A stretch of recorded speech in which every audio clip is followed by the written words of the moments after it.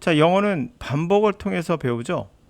그러므로 반복 학습을 하는 것이 영어에서 가장 중요합니다 라고 말하면 제 말에 100% 거의 다 동감하실 겁니다.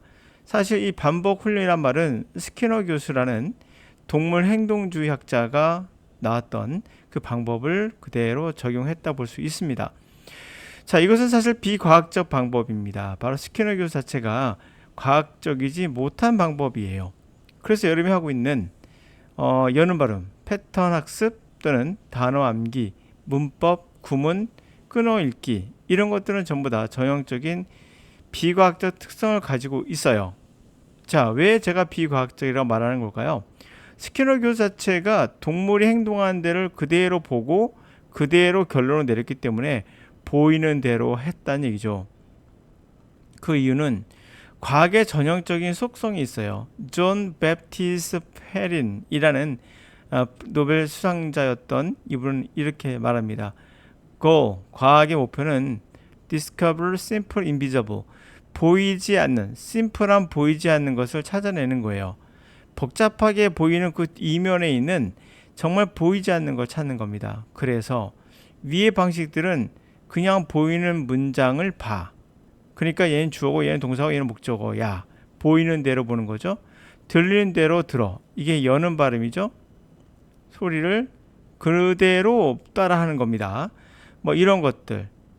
자, 이런 것들은 과학과는 그 근본적인 속성이 같지 않아요. 속성적으로 보더라도 과학이 아닙니다.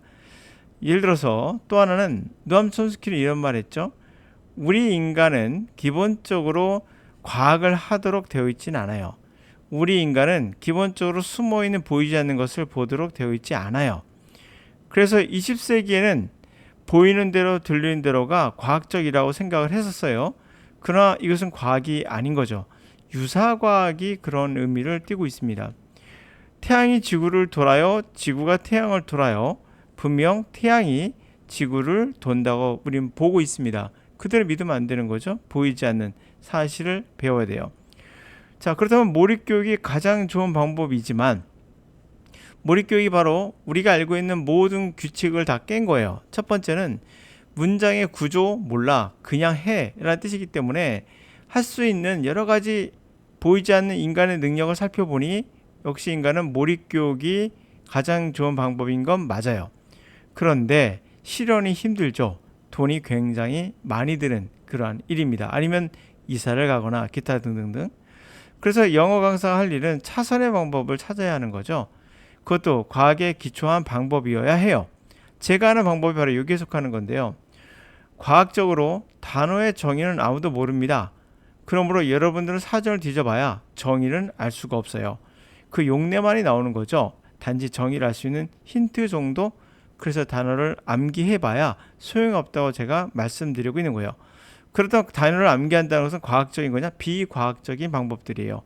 여러분 생각하기에는 전혀 이해가 안 가죠. 바로 눈에 보이는 대로 들리는 대로 느끼는 대로 직관적으로 느끼는 것들은 다 비과학적일 수밖에 없어요. 그들은 여러분들을 속이고 여러분들은 그게 맞다고 확신을 하지만 그 강사들이 여러분들을 속이는 게 아니라 그들도 모르기 때문에 그럴 수 있어요.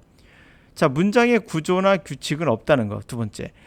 이것은 무한대에 가깝고요. 문장의 구조나 규칙이 없긴, 그러니까 구조 베이스 또는 규칙을 기초로 하는 문법이나 그런 형태로 배우면 안 된다는 얘기죠. 그리고 문법이라는 것도 우리가 자연학습적으로 이루어지는 거죠. 그게 학습을 통해서 배우는 게 아니에요. 언어는 규칙 암기로 할 수 없다. 같은 말이 되겠죠? 네 번째, 언어는 가르치는 게 아니라 스스로 학습할 수 있습니다. 그것은 뭐 이미 입증된 거죠. 여러분이 어렸을 때 어떻게 해서 국어를 했는가를 잘 생각해 보시면 가르침을 받은 적은 없어요. 자, 그렇다면 왜 가르칠 수 없다고 말하는 거냐? 이미 할 수 있는 거기 때문에 그래요. 가르칠 필요가 없는 거예요. 이미 할 수 있는 능력을 가지고 태어났습니다. 기본적으로 6세가 되면 이때 결정적 시기가 되고 이쯤 되면은 모국어를 누구나 다 잘합니다. 폭발적으로 잘해요. 예를 들어 볼게요. 왜 가르칠 필요가 없는 것인가? 이미 알고 있는 것인가? 6살, 2, 3살만 돼도요. 이 정도 말은 이해를 합니다. 머리 좋아. 머리 좋아? 머리칼이 좋다는 얘기일까요? 얼굴, 코 등이 아닌 두개골 안에 있는 뇌가 빠르다는 얘기로 알아들어요. 이거는 굉장히 복잡한 겁니다. 머리의 정의가 뭐죠? 여기서는 머리 안에 있는 뇌를 얘기하는 거예요. 그렇죠? 이걸 2, 3세만 돼도 알 수 있다는 거. 또 하나 봅시다. 식인종이라면 머리 좋아하는 머리 고기를 의미할 거예요. 또 하나 들어볼게요. 내 집을 흰색으로 페인트 칠했다. 내 방을 흰색으로 페인트 칠했다. 2, 3살 먹은 아이도 이걸 구별합니다. 뭐 이게 어째서 라고 할지 모르지만 우리 머릿속에서는 이미 내 집을 페인트 칠했다는 말이 똑같은 구조지만 집과 방에 이런 것에 대한 경험치로 내 집은 밖을 페인트 칠한 거고요. 내 방은 안을 칠했다는 것을 직관적으로 알게 돼요. 그러므로 문법적으로 아무리 같아도 행위의 결과는 다른 결과가 나오게 되죠. 가끔씩 책을 읽다가 영어 책을 읽다가 선생님 읽다가서 산으로 가요. 해석지를 보니까 전혀 다른 거더라고요. 이런 경우가 이것을 받아들인 게 아니라 의미를 받아들인 것이 아니라 규칙만 가지고 분석했기 때문에 해석이 이상하게 되는 거예요. 내 집을 흰색으로 페인트 칠했다고 했을 때 밖을 칠했다는 걸 직관적으로 알아야 되는데 방을 흰색으로 칠했다를 안을 칠했다는 것을 직관적으로 알 수 있는 우리 능력이 있는데 이거를 다 가리고 그냥 직관이 아니라 이 그대로 받아들이니까 그 다음에 해석에서 뭔가 앞에서는 그래서 밖이 어쩌고저쩌고 이에서는 안이 어쩌고저쩌고 하니까 뭔 소리인지를 이해 못할 수 있다는 거죠. 예를 들면 구체적 사례이지는 않지만 자 이렇게 우리는 생각하는 것보다 몰입교육이 가장 좋은 방법이지만 그 방법이 아닐 땐 차선의 방법을 강사들이 연구해서 해야 되는 거죠. 비과학적인 방법 반복 훈련으로 해서는 안 된다는 말씀을 드린 겁니다.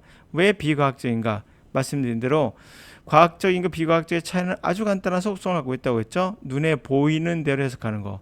눈에 보이는 대로 분석하는 것은 그거는 비과학적인 거예요.